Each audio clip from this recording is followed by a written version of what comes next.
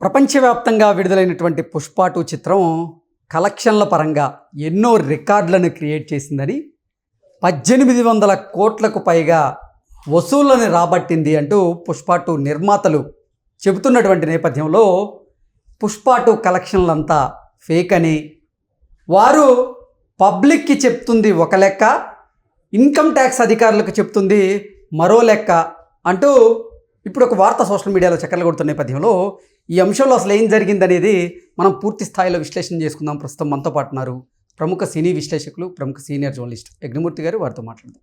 Sir నమస్తే. Sir నమస్తే కృష్ణ. ప్రపంచవ్యాప్తంగా విడుదలయ్యి పాజిటివ్ టాక్తో దూసుకు వెళ్ళినటువంటి పుష్ప 2 చిత్రం ఇప్పటి వరకు 1800 కోట్లకు పైగా కలెక్ట్ చేసింది అంటూ ప్రొడ్యూసర్లు అఫీషియల్గా చెప్పారు. అయితే పుష్ప 2 కలెక్షన్ల లెక్క ఫేక్ అని ఇప్పుడు ప్రొడ్యూసర్లు పబ్లిక్కి చెప్తుంది ఒక లెక్క, అలాగే ఐటీ అధికారులకు చెప్తుంది మరో లెక్క అంటూ కొన్ని వార్తలు వస్తున్నాయి. రీసెంట్గా ప్రొడ్యూసర్ల ఇళ్ల మీద ఐటీ దాడులు జరిగినటువంటి నేపథ్యంలో ఏంటి అసలు ఏ లెక్క కరెక్టు? నిజంగా పుష్ప 2 చిత్రం ప్రపంచవ్యాప్తంగా 1800 కోట్లకు పైగా కలెక్ట్ చేయగలిగిందా? ఆ లెక్కల్లో వాస్తవాలు ఉన్నాయా, లేదంటే అసలు ఏం జరుగుతుంది? ఈ విషయంలో ప్రొడ్యూసర్లు తప్పు చేశారా అంటే ఏం చెప్తారు? ఈ మధ్య ఒకసారి ఎగ్జిబిటర్స్ మీటింగ్ ఒకటి జరిగింది. ప్రెస్ మీట్ పెట్టారు వాళ్ళు ఎగ్జిబిటర్సే. సో వాళ్ళు ఒక విషయం చెప్పారు. అక్కడ థియేటర్లు చూస్తేనేమో ఫుల్స్ లేవు, ఖాళీ కనిపిస్తున్నాయి. వీళ్ళ లెక్కలు చూస్తేనేమో కోటలు దాడుతూ ఉన్నాయి. అంటే యాక్చువల్గా రియాలిటీకి అక్కడ వాళ్ళు వేస్తున్నటువంటి పోస్టర్లకి అసలు సంబంధం లేదు.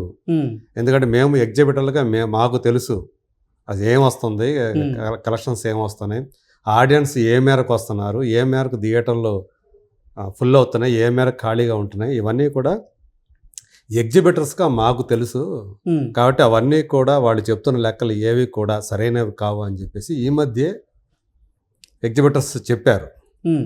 సో దానికి తగ్గట్లుగా ఇప్పుడు ఏదైతే ఒక సంచలనం 3 రోజుల మించి ఇండస్ట్రీ వ్యక్తుల ఇళ్ల మీద, కార్యాలయాల మీద ఐటీ రైడ్స్ ఏవైతే జరుగుతున్నాయో అవి కలకలం రేపుతున్నాయి అని చెప్పాలి.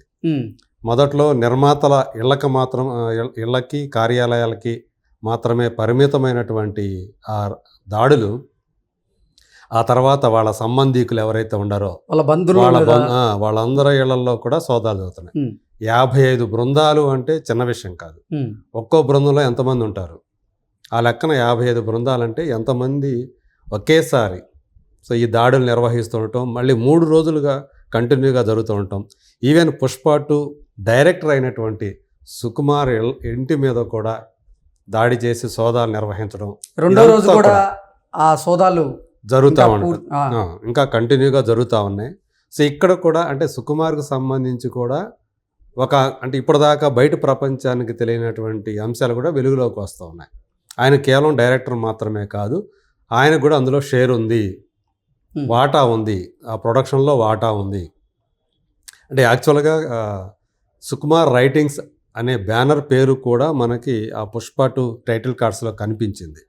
అయితే ఏ మేరకు ఆయన వాటాలు ఉన్నాయి ఏంటి అంటే డైరెక్టర్గా ఆయన రెమ్యూనరేషన్ తీసుకున్నాడా, అలా కాకుండా మొత్తం ఆయన వాటా తీసుకున్నాడా, టోటల్ దాని ప్రాఫిట్లో ఆయనకి వాటా ఉందా, ఏ మేరకు ఉంది, సో ఆయన ఎంతవరకు ఐటీకి సంబంధించినటువంటి పన్ను చెల్లించాడు, వీటన్నిటి మీద కూడా వాళ్ళు ఎంక్వైరీ చేస్తూ ఉన్నారు. దానికి సంబంధించినటువంటి అంటే ఆ వాటాలు ఏ మేరకు ఉన్నాయి ఏంటి ఇవన్నీ కూడా వాళ్ళు ప్రశ్నిస్తూ ఉన్నారని మనకు అందుతున్నటువంటి సమాచారం.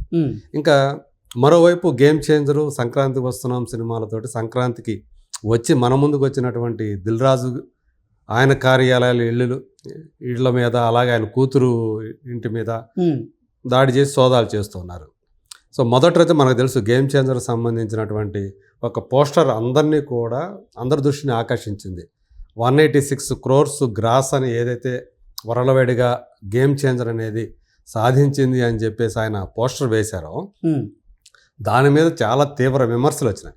ఎందుకంటే అది 100 కోట్ల గ్రాస్ కూడా రాలేదు, అట్లాంటిది ఏకంగా 186 crores గ్రాస్ ఎలా వేస్తారు అని చెప్పేసి కూడా అనేక మంది ప్రశ్నించారు. దాంట్లో సగం కూడా రాలేదంటూ కూడా అభిప్రాయం వ్యక్తం చేశారు. అవును, 92 కోట్లు ఆ రేంజ్లోనే వచ్చింది, అట్లాంటిది ఏకంగా వీళ్ళు 186 వేశారు అని చెప్పేసి అలా చాలా విమర్శలు వచ్చాయి.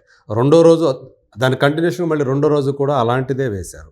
సో ఇప్పుడు యాక్చువల్గా ఆయన 2021 వరకే ఈ ఆయనకు సంబంధించినటువంటి సినిమాల లెక్కలు, వాటికి సంబంధించినటువంటి ఆదాయపు పన్ను చెల్లించారు. వాళ్ళకి సమర్పించింది 2027 తర్వాత ఆయన ఐటీ వాళ్ళకి ఆయన ఏవైతే ప్రొడ్యూస్ చేశారో ఆ సినిమాలకు సంబంధించినటువంటి లెక్కలు ఆయన అందించలేదు అని చెప్పేసి ఒక వార్త బయటికి వచ్చింది, ఒకటి లీక్ అయింది ఇప్పుడు. సో ఇప్పుడు చూసుకుంటే పుష్ప 2కి సంబంధించి లేటెస్ట్గా వస్తున్నటువంటి ఒక మీడియాలో సర్క్యులేట్ అవుతున్న దాని ప్రకారం అయితే 500 కోట్ల రూపాయల తేడా చూపిస్తున్నారు.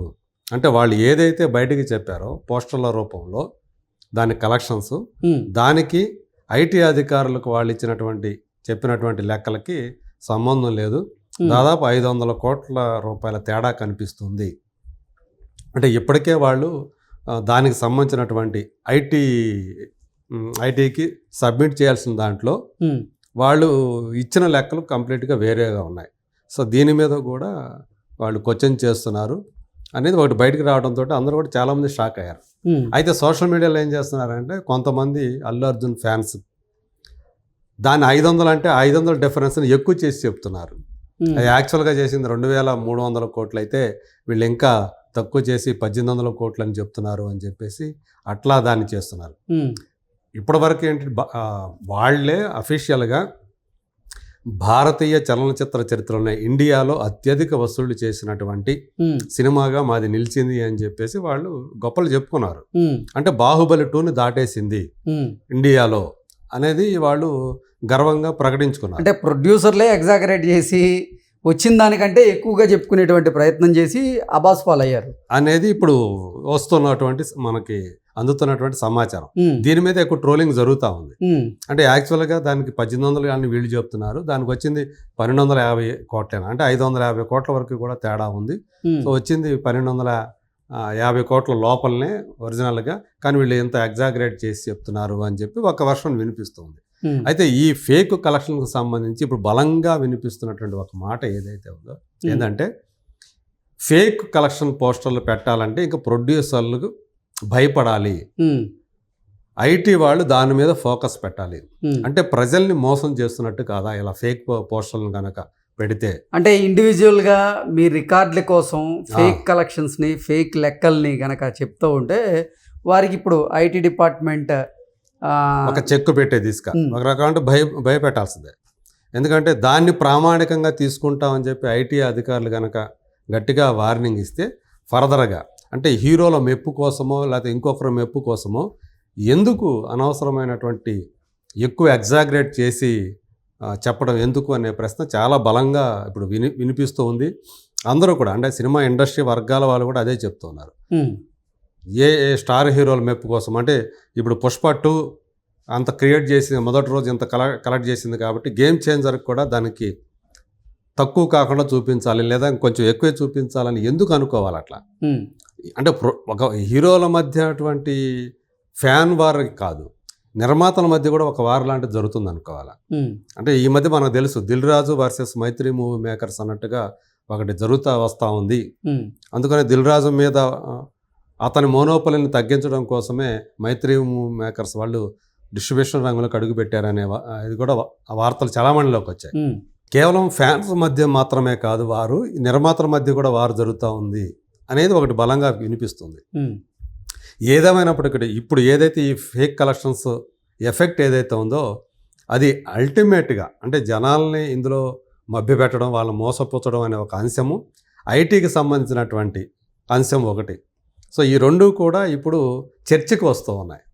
సో మొత్తానికి ఈ 3 రోజులుగా ఐటీ అధికారులు ఏవైతే సోదా జరుపుతున్నారో వాళ్ళు అడుగుతున్నటువంటి ప్రశ్నలకు సమాధానాలు చెప్పలేక నిర్మాతలు ఇబ్బంది పడుతున్నారు. ఇంతకీ ఏది కరెక్ట్ లెక్క సార్? అంటే ప్రొడ్యూసర్లు పబ్లిక్ చెప్పింది కరెక్ట్ లెక్క, లేదంటే ఐటీ అధికారులకు చెప్పింది కరెక్ట్ లెక్క అంటే ఏం చెప్తారు? అంటే వాళ్ళు ఇప్పుడు మన పబ్లిక్కి వాళ్ళు కరెక్ట్గా చెప్పట్లేదు, ఐటీ అధికారులకు కూడా కరెక్ట్ అయిన ఇన్ఫర్మేషన్ ఇవ్వట్లేదేమో అనేటువంటి సందేహాలు కలుగుతున్నాయి ఇప్పుడు. ఓకే, ఎందుకంటే అక్కడ ట్యాక్స్ ఎగవేయటానికేమో అక్కడ తక్కువ చెప్తున్నారు, ఉన్నదానికంటే వచ్చిన దానికంటే కూడా తక్కువ చెప్పే అవకాశం ఉంది. ట్యాక్స్ ఎగ్గొట్టాలి రికార్డ్స్ కోసమేమో పబ్లిక్ లో వచ్చిన దానికంటే కూడా ఎక్కువ చెప్పి ఎగ్జాకరేట్ చేసి చేసే ఇక్కడ అక్కడ వాళ్ళని మోసం చేస్తున్నారు. ఈ రెండు కూడా కరెక్ట్ కాదు. Okay. యాక్చువల్గా వేరే ఫిగర్, అసలు ఫిగర్ వేరే ఉంది. అది మనకి ట్రేడ్ సర్కిల్స్ నుంచి మనకు వస్తూ ఉంటాయి. ఈవెన్ ఇప్పుడు ఏదైతే ఆన్లైన్ బుకింగ్ ఏదైతే ఉన్నాయో ఆ ప్లాట్ఫామ్స్, వాటి ద్వారా అసలైన లెక్కలు తెలిసిపోతూ ఉంటాయి. కాబట్టి ఇక్కడ ఇవి పెట్టుకొని, వీటన్నిటిని పెట్టుకొని ఇప్పుడు ఐటీ వాళ్ళు వీళ్ళని ప్రశ్నిస్తున్నారు. వాటికి సమాధానాలు చెప్పలేక, మింగాలేక, కక్కాలేక ఇబ్బంది పడుతున్నారు ప్రొడ్యూసర్స్ కానివ్వండి.